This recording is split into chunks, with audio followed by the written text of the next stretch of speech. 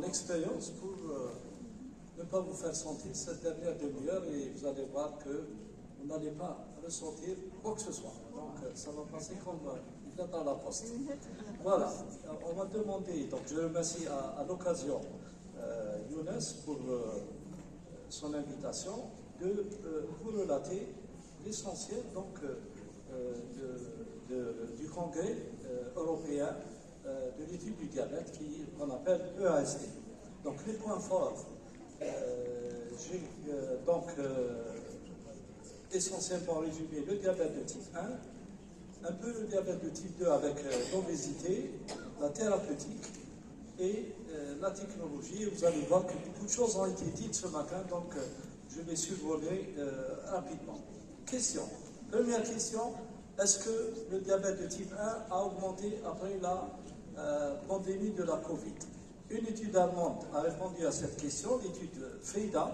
Effectivement, sur 509 enfants, dans une moyenne de 4 ans à peu près, il y a eu un passage de l'incidence du diabète de 6,4 pour 100 000 à 12,1 pour 100 000. Donc oui, après la Covid, l'incidence du diabète de type 1 a augmenté. Deuxièmement, le surrisque du diabète. Vous savez qu'il y a un surrisque de développer le diabète de type 1, qui est une maladie auto-immune. Et par rapport aux autres maladies auto-immunes, quand on les classe toutes les trois, on les appelle triades. Triade, ça veut dire diabète type 1, plus maladie cœliaque, plus maladie thyroïdienne auto-immune. Oui, il y a un surrisque, parce qu'en fait, quand vous avez une maladie auto-immune ou une maladie cœliaque thyroïdienne, il y a un risque de diabète qui est multiplié par 2,5 à 3 fois chez ces malades-là. D'où l'intérêt de dépister le diabète à chaque fois que vous avez une maladie cœliaque ou une maladie thyroïdienne. Et puis, pourquoi pas, maintenant à la mode du tocilizumab, qui est maintenant un traitement aux anticorps monoclonaux qui peut prévenir le diabète de type 1 pour la première fois depuis déjà une année que l'ADA, de la FDA l'a autorisé. Donc, au vu de cette fréquence élevée de cette association morbide, il vaut mieux dépister les trois. Dès que vous avez une maladie auto-immune, cœliaque, thyroïdienne, ou diabète de type 1, il faut chercher les deux autres. Et puis, vous connaissez cet algorithme qui différencie diabète de type 1 de l'adulte du diabète de type 2. Ben, ça ne marche pas tout le temps parce qu'en fait, il y a une petite catégorie de patients qui restent dans une zone entre les deux. Les auteurs de cette étude donc, ont essayé d'améliorer l'algorithme et essayé de voir où ça bloque. C'est dans la spécificité et la sensibilité des tests. Et on a donc réduit le taux de 600 à 530, le taux de peptide C. On a essayé également de travailler avec les anticorps, donc anti-GAT, et le résultat était satisfaisant puisqu'on a amélioré la sensibilité et la spécificité du dépistage du diabète de type 1 et comment différencier entre les deux. Et évidemment, quand vous avez un taux de 530 picomoles de peptide 7 chez les patients, ce seuil va beaucoup plus vers l'avantage d'un diabète de type 1. Les diabétiques de type 1 sont plus jeunes, ils sont plus minces et ils ont un niveau de peptide C plus bas. Ils ont été plus loin quand ils font un test déjeuner avec le peptide C et si celui-ci est autour de 917 picomoles, c'est beaucoup plus en faveur d'un diabète de type 2 que d'un diabète de type 1. Ce qu'on a découvert dans le diabète de type 1 est important également. Pour les anciens qui sont dans la salle, on disait que dans le diabète de type 1, il y a une carence absolue en insuline. Ben, ce n'est plus le cas. Parce que maintenant, on a une sécrétion résiduelle chez le patient diabétique de type 1. Il y a aussi que certains profils du diabète de type 1 se rapprochent du diabète de type 2 et on les appelle maintenant un double diabète. Parce qu'au diabète de type 1, quand il y a une obésité à cause du mode de vie qui a changé, de l'insulinorésistance, il faut un diabète de type 1 et un peu un diabète de type 2, ça fait un double diabète. L'auto-immunité, il a été donc dit dans cette EASD que la survenue du diabète de type 1 à un âge plus précoce, maintenant de plus en plus précoce, et sa progression est rapide quand il y a la présence d'anticorps anti-îlot de Langerhans et anti-GAT. Donc c'est un diabète qui va évoluer rapidement, plus la présence d'un peptide C bas. Les actions donc précoces, c'est la conclusion, c'est qu'il faut traiter maintenant aux anticorps monoclonaux les patients qui sont dépistés avant la survenue du diabète de type 1, les antivirus parce que les coxsackie-virus et même la Covid revient à la charge, donc il faut utiliser des thérapeutiques antivirales. Et puis, ce qui est nouveau dans le diabète de type 1, c'est que l'intérêt de la boucle fermée est de plus en plus important. Une autre, donc, beaucoup de communications ont été faites sur la microangiopathie diabétique. Et là, on va vers le dépistage précoce grâce à certains métabolites au niveau des larves des patients. Et cette détection de certains métabolites peut prédire la survenue donc, de microangiopathie diabétique chez les types 1, ainsi que la réalisation d'IRM précoce au niveau cardiaque et au niveau rénal. Et vous avez tous des problèmes avec vos patients dialysés pour les équilibrer. Ben, la combinaison de l'intelligence artificielle grâce au CGM permet un meilleur contrôle des patients type 1 dialysés. Bon, maintenant, les complications macrovasculaires chez les patients diabétiques de type 1, bon, on sait maintenant depuis 2-3 années que le risque est élevé chez les patients diabétiques de type 1. Ils font aussi beaucoup de complications cardiovasculaires qu'il faut dépister, et parce qu'ils ont des facteurs qui favorisent ce double diabète dont je viens vous parler, la présence de facteurs génétiques et un état d'hypercoagulabilité des patients qui existent dans le diabète de type 1. Qu'est-ce qui se passe dans le diabète de type 2 et avec l'obésité? D'abord, le dépistage du diabète. Donc, nous avons assisté donc, à cette histoire du dépistage à partir de la glycémie, ensuite de la GPO, de l'hémoglobine A1C et des scores tests et le find risk grâce au questionnaire. Maintenant, c'est l'intelligence artificielle. Des équipes ont mis en évidence, grâce à l'analyse vocale, la détection précoce du diabète de type 2 sur une cohorte de plusieurs milliers de patients en analysant leur voix chez les prédiabétiques, chez les diabétiques. Et peut-être dans 5 ans, grâce à l'enregistrement de la voix, on pourra savoir si vous allez devenir diabétique ou non. Il y a eu également un test simple qui prédit la survenue de cancer chez les patients diabétiques obèses. Il suffit de doser l'interleukine 6, et quand l'interleukine 6 est présente, ça veut dire que ce patient va développer un cancer et ça permet une détection précoce. On a eu le privilège d'assister donc à la lecture, donc à la conférence d'inauguration de Robert Taylor, qui, vous le savez, c'est le pionnier de l'insuffisance résistance et l'insuliноsécrétion, et il a reformulé un peu cette physiopathologie du diabète de type 2 avec une double boucle. La double boucle, c'est la boucle du pancréas, cette glucotoxicité, si vous voulez, et l'insulinorésistance grâce à l'accumulation des acides gras au niveau du foie. Et l'un vers l'autre, vous allez à une diminution de l'insulinosécrétion, à une insulinorésistance qui s'installe chez les patients qui sont déséquilibrés sur le plan alimentaire, avec une diminution de l'insulinosécrétion. Mais l'essentiel, c'est que la boucle foie et pancréas, c'est le primo movens de la survenue du diabète de type 2. D'autant plus qu'une autre étude a retenu les mêmes résultats, puisque on sait maintenant qu'il y a une surcharge graisseuse au niveau de plusieurs organes. En plus de ce qu'on connaissait sur le foie, sur la cellule adipeuse, il y a maintenant une accumulation de la graisse au niveau du pancréas et au niveau du rein. Vous voyez, donc, en comparant les témoins aux patients diabétiques, cette accumulation se trouve et est déterminée grâce à l'IRM multiparamétrique. Et ces organes, quand il y a une accumulation de graisse, vont faire un déséquilibre métabolique et cardiovasculaire, dont la seule solution est la perte de poids et le recours au traitement cardio et rénoprotecteur. Et donc c'est un examen qui n'est pas invasif et qui devrait être donc réalisé chez les patients diabétiques de type 2 en surcharge avec syndrome métabolique, etc. Sur les maladies métaboliques, donc on s'est intéressé au prédiabète pour prévenir le diabète de type 2. Comment? Au moins donc une perte de 10 à 15%. Si vous voulez avoir une émission du diabète, j'aurai une conférence spécialement à la SAOM pour la rémission du diabète et le plan. On a rappelé également les résultats de l'étude Fini-Study et l'étude d'Aki chinoise sur la prévention du diabète en diminuant l'incidence du diabète et la mortalité. Le problème, c'est le maintien du poids et puis des nouvelles thérapeutiques avec le type hépatique, je ne reviendrai pas, qui prévenirait le prédiabète, puisque 92% des prédiabétiques ne passeraient pas à un véritable diabète grâce à l'utilisation du type hépatique.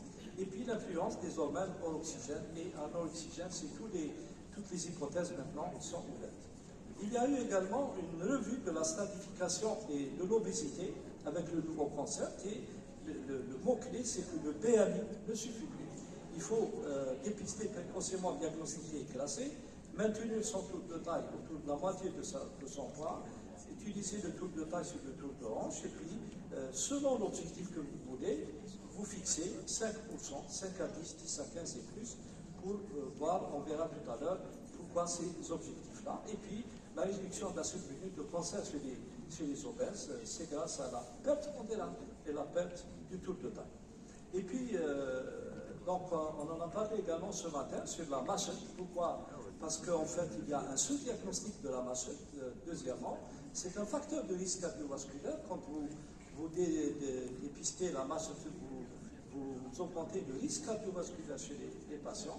Et puis, les patients qui ont une maladie hépatique ne meurent pas souvent de cirrhose, mais meurent de maladies cardiovasculaires. Donc, tout ça a fait que cette augmentation qui est de 66% de la masse chez les patients diabétiques atteindrait les 15% de fibrose. Donc la conclusion de cette mise à jour des trois sociétés donc, européennes du diabète, du foie et de l'obésité est ce que la stratégie de la fibrose hépatique et la stéatose hépatique doivent utiliser des tests non invasifs chez qui? Chez toute personne qui a des facteurs de risque cardio-métabolique. C'est le déterminant principal. Diabétique de type 2 ou surcharge pondérale, un obèse qui a plus de 1 facteur de risque cardio-métabolique, quand il y a des tests hépatiques anormaux, des tests enzymatiques, ou quand il y a des signes biologiques témoignant de stéatose hépatique. L'approche, elle est progressive, fibroscan 4, ensuite l'élastographie selon le score, et puis il faut rechercher la fibrose avancée parce que c'est un facteur prédictif de complications hépatiques. Que faire? C'est l'hygiène de vie en premier lieu. Ensuite, traiter les comorbidités et les incrétines pour le diabète de type 2 et l'obésité, et la chirurgie bariatrique dans les cas d'obésité sévère. Un traitement prometteur, c'est le resmétirant avec une efficacité histologique et surtout la prévention. Et on en a parlé ce matin, les maladies n'appartiennent plus à la spécialité, ils appartiennent à l'ensemble des spécialistes. C'est une prise en charge multidisciplinaire qui doit régler ce problème de masse en gros. L'obésité, quelle est la stratégie actuelle? Donc, vous avez les mesures hygiéno-diététiques, évidemment, l'adhérence du patient, et puis l'intervention psychologique, pharmacologique et bariatrique. Quand vous voyez cette réduction du risque cardiovasculaire ici, avec les agonistes récepteurs déjà GLP-1 à longue durée d'action, vous voyez bien que tous les points sont à gauche de la ligne et sont en faveur donc de la réduction des MACE, de la réduction des événements cardiovasculaires et de la mortalité cardiovasculaire totale. Qu'est-ce qu'il y a eu sur le plan thérapeutique? Sur le plan thérapeutique, on a avancé essentiellement les 2 nouvelles insulines à action retard, c'est once weekly, c'est-à-dire une fois par semaine. Bon, vous mettez 365 jours, si vous réduisez à une fois par semaine, vous allez aller vers 58 piqûres au lieu de 357. Donc ça fait déjà un bien-être pour les patients. Les structures sont un peu différentes. La demi-vie pour l'insuline Effixora et le Lilly est de 17 jours à peu près. Quant à la demi-vie de l'insuline Icodec de Novo Nordisk, elle est à peu près d'une semaine. Donc, les études qui ont résumé l'étude de l'insuline de Lilly et Fistora, c'est essentiellement le programme QUIC, qui a été utilisé chez les patients diabétiques de type 2 et QUIC 5 chez les patients diabétiques de type 1. Sur le plan de l'hémoglobine glyquée, il n'y a pas d'infériorité, ça marche très bien. Et puis, il y a un peu plus d'hypoglycémie, surtout chez les patients diabétiques de type 1, sinon il n'y a pas de non-infériorité par rapport à l'hémoglobine glyquée et la réduction de l'équilibre glycémique chez les patients. Et puis la conclusion de ces 2 études, le timinage est dans les normes, c'est que c'est une haute qualité des études, mais la plupart des critiques, donc des orateurs indépendants des symposiums, ont dit que, en fait, c'est très bien pour les patients diabétiques de type 2, mais une petite parenthèse pour les diabétiques de type 1, parce qu'il y a un risque plus important d'hypoglycémie à cause de la durée d'action plus importante. Donc, pour l'instant, il s'avance uniquement pour le diabète de type 2. Une grande étude, c'est l'étude FLO, qui a utilisé le seul outil de voir les événements rénaux, la survenue d'événements rénaux, et surtout la mortalité, la survenue des événements cardiovasculaires rénaux et la mortalité toute cause. Vous voyez très bien la comparaison entre les deux groupes. Quand vous avez le débit de filtration glomérular, l'avantage du sémaglutide, le décès toute cause cardiovasculaire, et puis la maladie rénale diabétique en 24% de réduction. Donc c'est une étude qui a fait beaucoup de bruit et qui a donc réconforté le sémaglutide dans surtout l'utilisation et la protection cardio-métabolique et surtout cardio-rénale et les décès cardiovasculaires. Donc du coup on a 18% de réduction pour les MES et on a 20% de réduction du risque de la mortalité totale. Donc, en pratique, qu'est-ce qu'il faut? Pour prévenir un MES, il faut traiter 45 patients pendant 3 ans. Et quand vous voulez prévenir un décès de toute mortalité toute cause, il faut traiter 39 patients pendant 3 ans. C'est beaucoup mieux que les statiques et que les bloqueurs du système rénine-angiotensin aldostérone. Une autre thérapeutique a vu le jour, c'est le Finerol. Finerol est un minéralocorticoïde non stéroïdien qui a été utilisé chez les patients diabétiques. Et puis, regardez bien, il réduirait de 25% l'insuffisance chez les patients qui sont atteints d'insuffisance cardiaque avec une fraction d'éjection légèrement réduite ou préservée. Donc, il réduit l'apparition du diabète de type 2, donc prévention du diabète. Et puis, ralentit la progression de l'insuffisance rénale et semble également réduire le risque cardiovasculaire dans cette population avec ce nouveau traitement. Donc, du coup, il fait partie maintenant des piliers du traitement de la maladie rénale chez les patients diabétiques de type 2. Un patient diabétique de type 2 qui a une maladie rénale devrait avoir dans son pipeline, c'est-à-dire dans son traitement, un bloqueur du système rénine-angiotensin aldostérone, un inhibiteur des associés LT2, un bloqueur d'un minéralocorticoïde non stéroïdien et un analogue du GLP-1, et c'est ce que a reconduit l'ADA et le CADIGEO dans leurs principales recommandations. Donc, du coup, on va vers ce concept, nouveau concept de traiter le diabète en ciblant l'obésité chez les patients, parce qu'en fait, c'est la source de tous les problèmes dont je vous ai détaillé la physiopathologie tout à l'heure grâce à la conférence de Robert Taïwan. Et puis, donc, cette insulinodéficience et insulinorésistance, on l'a connue depuis longtemps, puisqu'elle commence dès le prédiabète, en augmentant d'abord la glycémie postprandiale, ensuite en diminuant la glycémie à jeun. Donc, en fait, quand vous voyez ici les patients diabétiques et obèses, en fonction du BMI, le diabète s'installe, et ça, on le sait depuis longtemps. Donc, du coup, quand vous regardez les deux, vous voyez les conséquences donc, du diabète de type 2 à gauche, et avec tout ce que vous connaissez, avec ces complications émergentes qui est la MASH, et les complications de l'obésité et de la surcharge. Il y a en plus le syndrome d'apnée du sommeil, en fait, les autres complications de l'obésité. Ça veut dire que c'est un gros problème que vont rencontrer nos patients dans l'avenir, compte tenu de l'épidémiologie, compte tenu de cette croissance donc inégalée du diabète et de l'obésité. Donc, qu'est-ce qu'on dit? Il faut anticiper la gestion du diabète et de l'obésité chez la majorité des patients, mais en fixant un objectif rationnel. Tout dépend de ce que vous voulez faire sur vos patients. Si vous voulez réduire ces facteurs de risque, vous agissez en réduisant de 5 à 10%. Si vous voulez attaquer la MASH, le syndrome d'apnée du sommeil, etc., ben c'est 10 à 15%. Et si vous voulez aller dans la rémission du diabète, il faudrait plus de 15% de réduction pondérale du diabète, l'insuffisance cardiaque, la mortalité cardiovasculaire totale. Donc tout est un objectif qui doit être individualisé en fonction du profil de vos patients et en fonction de ce que vous voulez réaliser chez vos patients. Parmi les stades de ces nouvelles thérapeutiques, ça reste le sémaglutide. Regardez bien son effet sur l'hémoglobine A1C.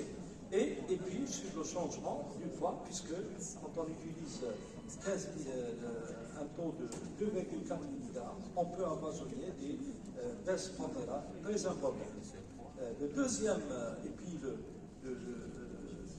celui dont on parle le plus, donc Mounjaro, vous avez eu donc, tout à l'heure un symposium grâce à ça. Regardez bien, on peut atteindre 26,9. Ça rapproche de la chirurgie bariatrique et ça donc baisse beaucoup de paramètres en plus de la glycémie, du poids, des lipides, de la tension artérielle et plein d'autres choses. Donc c'est le médicament, ce double blocage des GIP et du GLP-1 va faire partie donc des nouvelles classes thérapeutiques qui vont encore faire parler d'elles pendant très longtemps grâce à leur effet. Donc si on synthétise cette thérapeutique sur le plan du GLP-1, on sait que ils agissent sur la sécrétion donc intestinale, et puis à travers la sécrétion au niveau intestinal, c'est la sécrétion pancréatique, et ils agissent sur le cerveau, puisque le signal au niveau de la satiété est très important grâce à ces hormones qui sont soit orexigènes, soit anorexigènes. Et c'est toutes maintenant les hypothèses thérapeutiques des grandes firmes pharmaceutiques qui vont dans ce sens. Deuxièmement, les analogues des GLP-1 de longue durée d'action traitent le diabète et l'obésité, 2 en 1. Mais leur efficacité a atteint leur plateau. Donc il faut améliorer efficacement et surtout réduire la signalisation. Maintenant, c'est la bêta-aristine qu'on cite dans les différentes études et recherches. La restriction alimentaire peut affecter les hormones intestinales et bien sûr la glucose du poids. Et la chirurgie bariatrique a un effet certain, mais elle est réservée à un certain nombre de personnes. Évidemment, les traitements combinants, c'est maintenant des TAWA ou des TAWAG, glucagon, GIP et analogue du GLP-1 qui vont sans aucun doute améliorer l'efficacité et surtout amener des résultats sur ces hormones orexigènes ou anorexigènes qui sont à l'origine de la reprise du poids chez les patients dès qu'ils arrêtent le traitement et c'est toute la difficulté de l'obésité.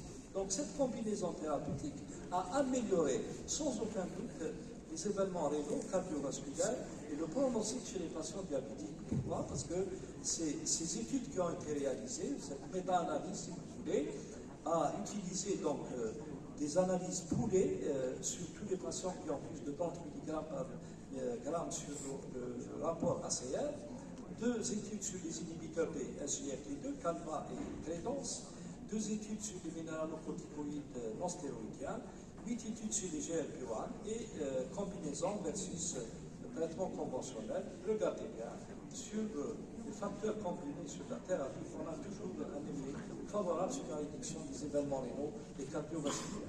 Et cette association de nouvelles classes thérapeutiques dans la protection cardio-rénale des patients diabétiques touche les MES, touche la mortalité cardiovasculaire totale et la mortalité de toute cause. Donc l'action maintenant, c'est des TAWAG. C'est le blocage des GLP-1 et des GIP et le glucagon. Et c'est maintenant l'avenir qui est en train de se classer à partir de dans la classe thérapeutique. Donc en fait, si vous voulez savoir à peu près la perte, le mécanisme de perte de poids, c'est aller vers la chirurgie bariatrique, les analogues du GLP-1 et bien sûr les inhibiteurs des SGLT2. Et en combinant parfois les trois, on peut aller vers des résultats très satisfaisants. Et regardez bien le Mounjaro, c'est-à-dire des hépatites, qu'est-ce qu'il fait? Ça dépend de la dose qu'on utilise, de 5 jusqu'à 15 mg. À 15 mg, on peut donc avoir 60% d'atteinte des événements, c'est-à-dire du composite principal chez les patients. À 10 mg, 51%. Et puis, quand on compare au sémaglutide qui fait 22%, donc vous voyez la différence, elle est assez claire. En combinant, on fait mieux. On l'a déjà fait avec l'hypertension artérielle et la dyslipidémie. Pourquoi pas avec le diabète. Là, il y a eu enfin des rumeurs sur le suicide, des états suicidaires avec les agonistes des récepteurs de GLP-1. Mais les méta-analyses ont été faites et dans cette publication en 2024, septembre 2024, le taux n'est que de 0,16%. Il y a eu d'autres études de l'OMS, 2 ou 3 études également qui ont parlé de ça. Et puis, donc, on garde le fait qu'on ne peut pas exclure définitivement ce risque. On doit faire très attention chez notamment les personnes qui ont un passé de suicide ou autre chose, mais sinon, sans plus, on n'est pas obligé de faire un examen psychiatrique chez les patients chez lesquels on devrait prescrire des GM. Je termine par la technologie sur les 3 minutes qui me restent. Voilà. Donc, les pompes à insuline, donc les différentes pompes ont été présentées, surtout l'Omnipod 5, qui ont déterminé leur effet positif chez les patients diabétiques de type 1, surtout maintenant, pendant l'exercice, ils sont partis un peu plus loin vers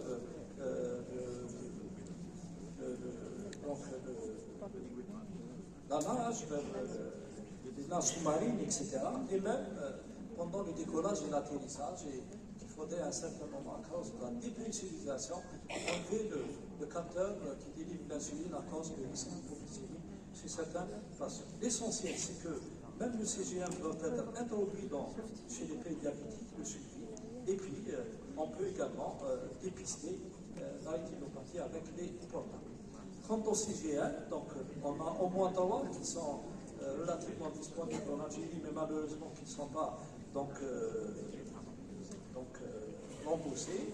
Ces CGM ont une indication maintenant certaine sur le diabète gestationnel chez les patients diabétiques de type 1, chez certains patients diabétiques de type 2, les prédiabétiques et les obèses qui ne sont pas diabétiques. Donc il y a un élargissement du CGM dans ces populations. Je rajouterai, même si ce n'est pas le ASD, le ramadan chez nous, donc c'est une très bonne indication du CGM. Et puis tout à l'heure, j'ai lu un article nouveau qui qui dit que le CGM devrait et peut-être sera introduit dans l'évaluation de tous les essais cliniques futurs, parce qu'il donnera une idée plus précise que l'hémoglobine A1C et la glycémie à jeun et la glycémie post-mortem. La boucle fermée, c'est cette interconnexion entre les portables, les pompes et les CGM, et qui va faire un malheur. Quelqu'un a dit qu'un diabétique de type 1 qui a la boucle fermée, qui a tout, peut faire 0 complication du diabète. C'est-à-dire moins que le terminage égale 0 complication.